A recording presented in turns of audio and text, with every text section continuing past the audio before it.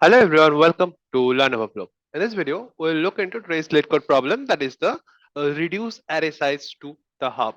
Okay, so this is a medium level problem and we'll understand what this question is asking us to do, and I will explain you in the best way possible so that you can make sure that you understand the question and as well. Okay, so if you don't get any questions or doubts, make sure to comment them in the comment section as well. I'll be happy to help you out with your doubts. But let's start this question video. Before moving on, make sure to subscribe to this channel for regular late code videos like this.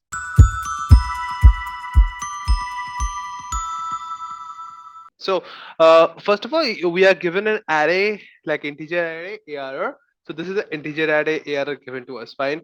The question says we can choose a set of integers and remove all the occurrences of this integers in the array. Okay. So like there are like multiple occurrences can be possible by this statement we can understand. So we can choose a set of integers and remove all the occurrences of the integers in the array, and ultimately return the minimum size of the set so that at least half of the integers of the array are removed. Okay, so we need to return the minimum size of the set so that at least half. Okay, remember this is at least half. It doesn't mean that only half of them, it means more than half can also get removed. So we need to remember the minimum size, like what's the minimum size possible. So that's the idea. Fine. After the integers are like of the integer array are removed. Okay, let's understand this. The first example, it says like there are like three with four times. Okay, there are like four times three are there. There are three times five, so five are there three times. Fine. And there are like two times two, so two is there two times. Fine. And further it says seven is there one time. Fine, so seven is there one time. So that's in the array is given, so we need to remove minimum size. So like this is the length. So what is the length is 4 plus 3 plus 8 9 10. So this is a 10, so minimum half would be our 5. Okay, so it says at least half should be removed. So how you can do that? You can do either 5 and 2 you can remove, or you can remove 3 and 7 you can remove, so that remains half. But does it anywhere mention that you should remove only half? No, it says at least half. So you are not bothered with removing which one is getting removed. Rather, you are rather bothered with choosing like remove 4 and 3. I mean 3 and 5. How many are getting removed? Getting removed. 7 are getting removed. It's like it's at least half is getting removed, right? So once half is getting removed, how many are left out? Left out is 2. Fine, two elements are removed, so answer is 2. Let's understand their example. What they're telling us? It's telling us choosing 3 and 7 will make the array look like this, right? Which will have a size of this that is equal to half of the size of the old array, right? So possible sets of size are possible are like 3 5. 3 5 can be removed. Okay, we remove 3 5. 3 2 can be removed. 3 2 is like 4 and 2 is 6 elements will be removed, so 3 2 can be removed, and 5 2 can be removed. Okay, 5 2, but 2 7 cannot be removed, neither 5 7 can be removed. Like why is it so? It's explaining in that if we remove 2 7, the array will be like this, which is greater than half of the size of the old array. Fine. So that's the whole idea of the question. What it says, we need to remove at least half. Now whenever we come across something like this, okay, so what you can do is like see, there are two three things you can do. Let's understand the next example and then see what it other example says. The other example has all the elements as 7. So uh, this is the corner case you can think of where all the elements are same. Okay, there can be another corner case where all the elements are different, like 1 2 3 4 and 5. Okay, say there are 5 elements in our array and this is the 5 elements. So how many elements we should remove? We should remove 3 elements. Fine, that's the idea. Now how many elements we should remove from here? One element should be removed. That means one element of set, so all the occurrences of that element will remove and it will end us having an empty array. Fine. So now the whole idea is, see, whenever we are given an array like this, what things you can do? First thing you can think of is like in nowhere is given that it is a sorted array. So firstly you can think of like maybe we can sort the array and then then we can find, like, after sorting all the elements, all the neighboring elements will be all at once, and we can find the maximum of the occurrences and remove them. Okay, but look, is sorting something we are needed to do? No, we are needed to find the maximum occurrences, like more or less remove the occurrences of the elements which are having the most occurrence, and reduce the whole array size to half. Fine. So in that case, a fast target will be to count the number of frequencies. I mean, the exact thing we did over here, what is the count of frequencies? Okay, say there is a one element 3, and this 3 is there 4 times, one element is 5, this one is 3 times. So that's count. Having that count is most important for us, the first thing we need over here. Fine. Like, with this count we can do many things, but because based on this count we need to remove the elements. We cannot remove 2 1 just because, 2 and 7, just because the count is uh, not enough to remove a element, right? So like, we can remove 2 7 and then remove 5. So in that case, we would have eventually removed, like, the more than half, like at least half is getting removed, but that won't be the minimum size of the set. Okay, remaining set, there's like 3 elements are getting removed, so that's not a possible case. So our first target to more or less come across to calculating the frequency. Find numbers frequency, each of the numbers frequency, how many of the elements are there. Now once you have a frequency of each of the numbers, like, see, whenever you are trying to do this kind of frequency, what comes in our mind, the next thing, the first thing to do this thing is, like, use a map. You need to use a map to store a count. That's the obvious reason. If you don't want to use a map, you need to use an say array of length more than this. So that's a possible case you can go ahead with. Okay, so if you don't want to use a map, so that's can be a possible case. Now we don't want to use so much high space complexity, rather use a map, and that will be help us to store it. Okay, fine. Next, what we can do, we can, after we have our sorting, now look here, we need to remove minimum number of elements. So if we need to remove minimum number of elements, right, like, the so that the array size remains minimum, so what can we do to remove, like, minimum number of elements? What we need to do, we need to remove the elements whose occurrences are maximum, right? If 3 is there 4 times, removing 3 will give us the, like, maximum reduction in its size in the first place. Then after removing 3, we should remove 5.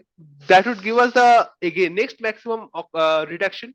We are not bothered with what we are removing, we are rather bothered with how many we are removing, right? So in that case, if we need to remove the maximum occurrences at each place, like the maximum in our map that we have after each step, then the first instant it should come into mind that it's a story of priority queue. Okay, so it's a story of priority queue. Yes, yes, I should mention that there are other ways to solve this. There you can do other buckets, or you can do some other kind of sorting to just find out which one, removing which one helps us in removing, like, having a minimum size. But the first instance should be your priority queue. See, the priority is like 3 having the maximum size, remove it. 5 having the next maximum size, remove it. Fine. And then you see that our like, half of the array is covered. Like, keep a count of them after removing. Keep a count of this frequencies, and find out what remains with us. So that's the idea. That's the first idea you should come across with. Now, once like, whenever you are using a priority queue, remember what can happen in such a case. Priority queue, if our array looks like this, like, all the elements are different, so this is the worst case we have come across, and this will be our best case which can come across. Why? I will explain you. Because if we are using a priority queue, so for each of the element, what is the like, what are the numbers we have, all having a frequency of 1. Fine. Now once we are trying to remove elements of the priority queue, we need to go through all, like, once we're adding elements, we need to go through all the elements. Like, the complexity becomes n, because n being the length of this array. Fine. Array all having a frequency n, frequency 1, so n, then log n. Login means like if you need to add anything or delete anything from the priority queue, login comes as a complexity. But for in like all these elements, a priority queue will take n login. But when there are like all elements are same, our priority queue is working from where? Our priority queue is working out of this map that we created. Fine, out of this mapping. So all the priorities are same. So priority queue will take like one into login. So that will be the best case you can find out. That will come across to login complexity only. But whenever all the elements are different, like there isn't any repetition uh, in the elements we have. So in that case, it may come across and login. So that is the complexity we have.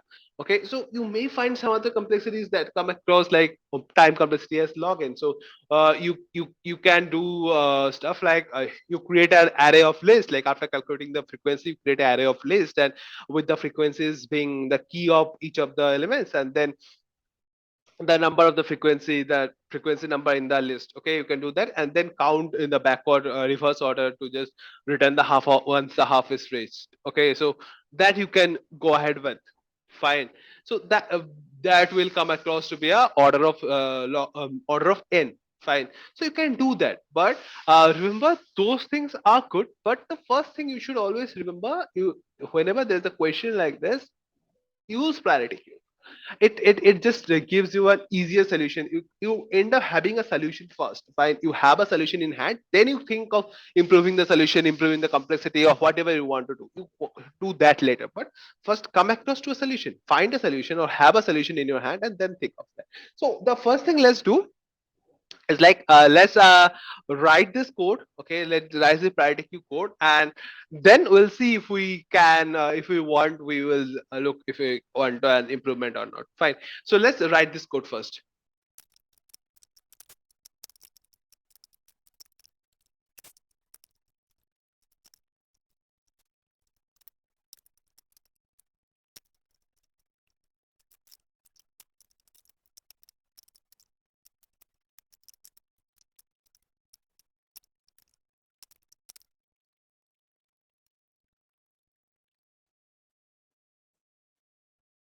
There you see the question works pretty good, like our approach works pretty well. So in this case, what we did exactly, we first thing was we uh, like took all the elements in our U, we just mapped the elements with like a number of frequencies they have. Fine.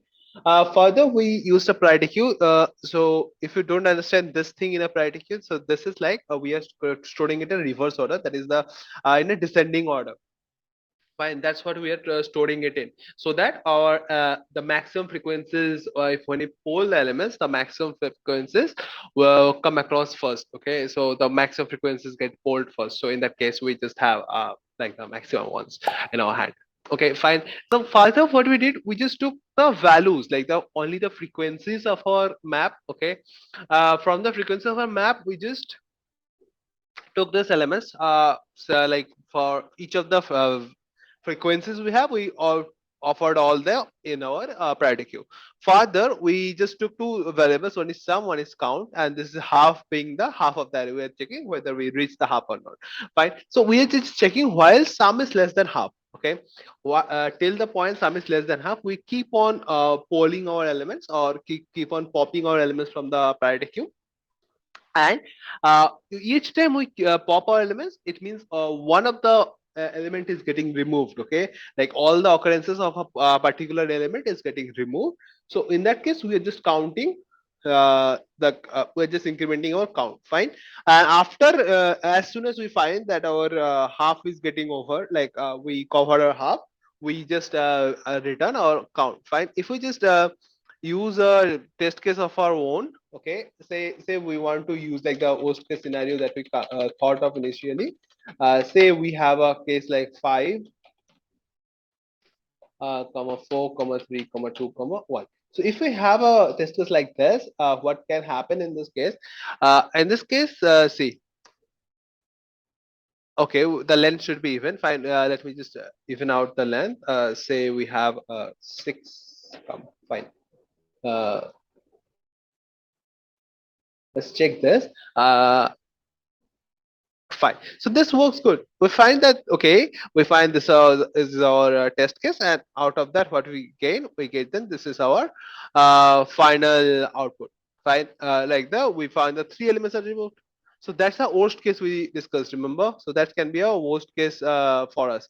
So it also works pretty good. So that's our whole idea behind this question. Now, once you've reached a solution using a priority queue, what can you do? You can improve it on, like, you can improve it on many parts. You can improve, like, you can have a sorting. You can use a like list and then do a sorting based on reverse order, or like based on your decrementing value, so you can do that. Okay. Further, you can like improve it with like hash map, like the hash map we use. So within the hash map you can use a bucket sort. So bucket sort will take us an order, like order of n, so you can do that. Okay. So that's what you can do. Like the it's this on the idea, like how you are sorting these elements is all on this part. Okay, how you want to sort this element, because after that you need to do a similar approach. You need to check how many are removed, we remove till the half or not. Okay, so that's the approach. You can have a two pointer approach as well, so that depends on like two pointers keeping the maximum elements, or keeping a two left right pointer and just checking how many we can do, because based on this approach, like we are removing three and we are removing one, can whether removing this two we can reach our solution or not. So those kind of approaches are definitely possible. Okay. So these are the approach you can come across. But remember the our current like priority queue approach. This works pretty good. Okay, so if you want to spend time on this thinking on other solutions, you can definitely do that. So that's more or less about this video, guys. So I hope I can make you understand how you can think on finding a solution like this. So that's about it. If you have any doubts on it, make sure to comment it down on the description in the comments box. I'll be happy to help you out as well. So thank you all for watching this video. Hope to see you soon in my next video as well. Thank you.